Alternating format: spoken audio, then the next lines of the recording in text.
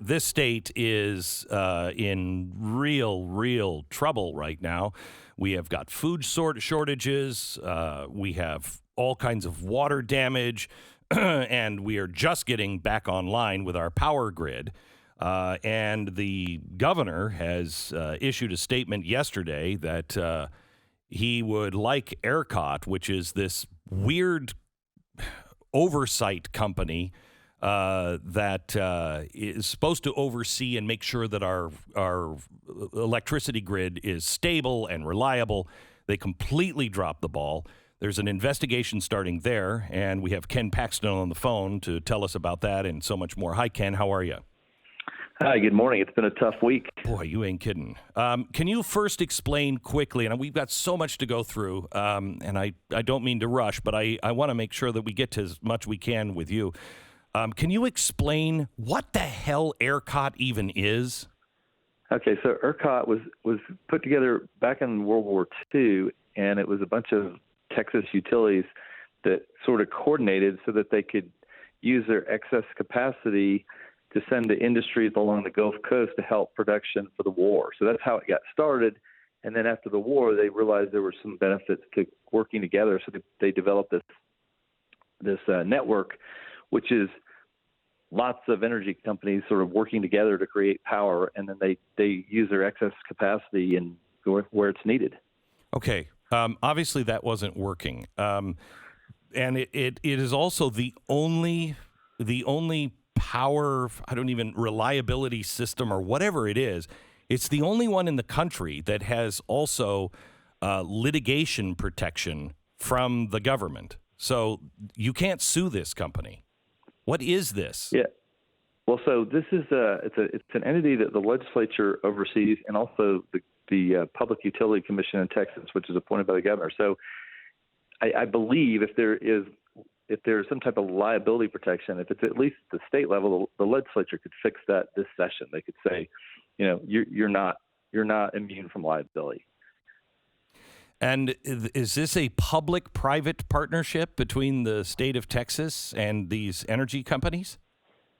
So it's an independent nonprofit organization that is running on its own, but it's overseen by a state agency called the Public Utility Commission, which has 3 commissioners appointed by the governor. So that commission is supposed to oversee the operations of this independent 501c4 is what it is. Okay, so we're building all kinds of windmills in the state. I don't know why we're doing that. They're completely unreliable.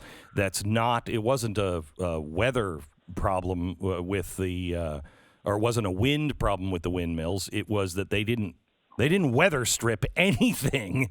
ERCOT didn't do anything to get these things to protect them against a storm like this. I have some sympathy for the against the argument of we should be weatherized and we should have all of these things. No, this happens about once every 10 years in Texas. So we shouldn't have the salt trucks and the snow plows. It's a waste of money. But weatherizing our gas plants and our windmills seems pretty obvious. It does seem pretty obvious because I think there are other parts of Texas that are not in ERCOT, like along around Beaumont, East Texas, and also in El Paso. And I think they had almost no problems because guess what? They had winterized their plants. Is it so true? We know it can work, and we know that other parts of the state that are not part of ERCOT did that. Is it true that that ERCOT did their winterization on a Zoom meeting because of COVID? They didn't actually do anything. They just did it on Zoom. You know what? I don't know the answer to that. That's part of, I think, what we're going to find out. We've started in my office. We get to have the opportunity to look at 501c3s and 501c4s. We've started our investigation to try to understand exactly what happened and why they weren't prepared. So these guys are making a boatload of money. The board member, president, and CEO makes almost $1 million a year on this. 5 of the board members don't even live in the state. One of them lives in Germany, of all places. And I I am for the free market, but this company, whatever it is, doesn't seem like the free market. It's not responsible to anyone, it seems. I don't like having any corporation in bed with a government of any government. What are you going to do? What are the plans here? I think the first thing is to figure out exactly what happened, which is why we started the investigation, a day or two ago, to figure out exactly what are they doing, how are they doing it. I think this has been not so transparent to us and to the citizens of Texas. We're going to at least create some transparency and find out how they operate, and then make suggestions to the legislature as to what needs to be changed and move forward from there. But until we know exactly how they did this and why we have these problems, it's hard to say what the remedy is until we know what the real problem is.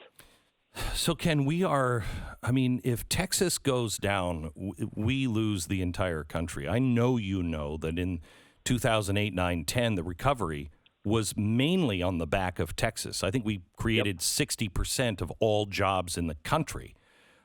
We can't go down.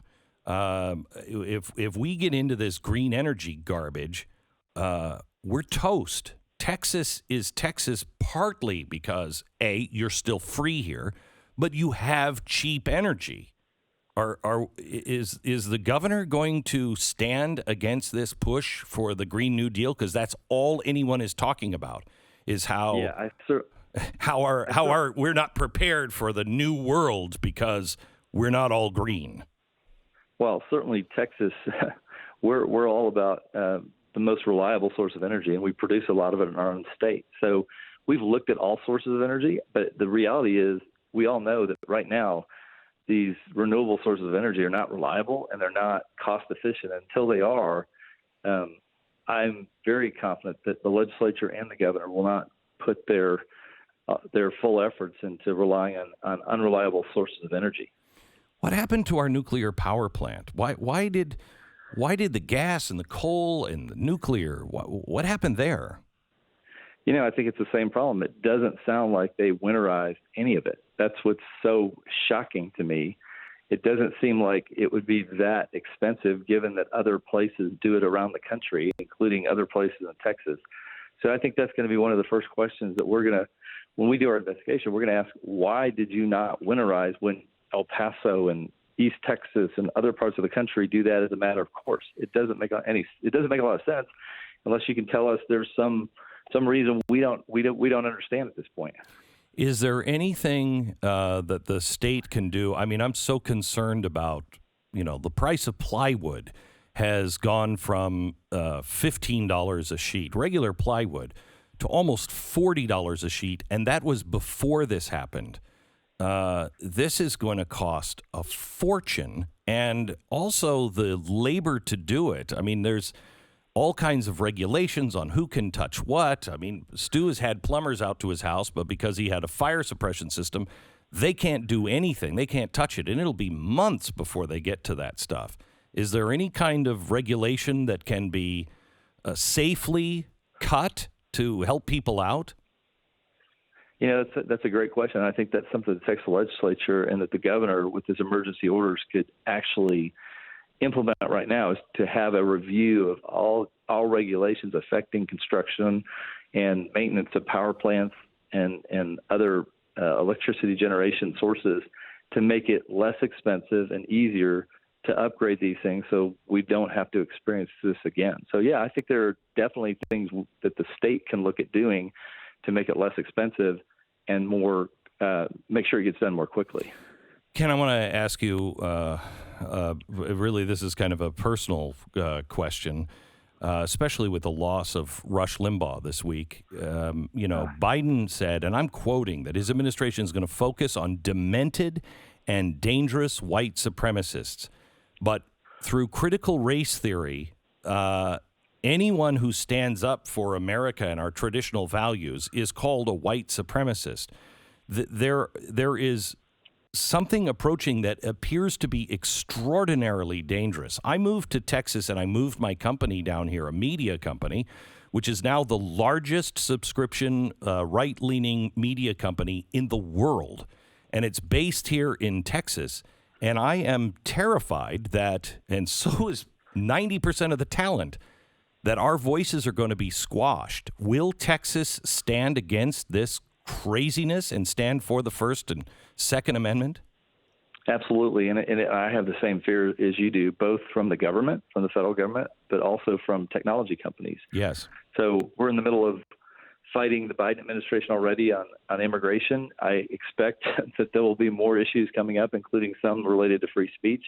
And part of the issue with these technology companies is that they are controlling platforms that are monopolistic, and those monopolistic platforms are the gateway to speech in our country. And so we've got serious issues with those companies as well. That's why we've got lawsuits right now against Google and potentially more lawsuits down the road. But as you can imagine, when you take on those forces, there's a lot of force that comes back, and Texas hopefully isn't the only state standing up to fight these massive entities that may be trying to limit our speech. Are you working with other states to stand? I mean, I really think that it is our attorney generals and our states, our governors, attorney generals, and legislatures in the states that are going to have to stand up and say, these are our lines, and the lines are the Bill of Rights. And I'm sorry, we are going to be a sanctuary state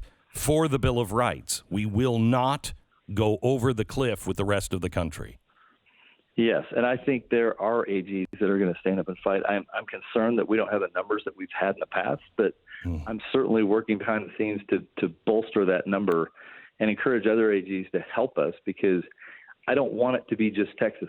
We need help. There's this, the forces against freedom are great, and I think that we need help. And how can the people help you? What should we do? I think they need to encourage their own attorney generals to get involved in the fight, to be involved in looking at what the Biden administration is doing, to be involved in these lawsuits against technology companies, and a lot of them are.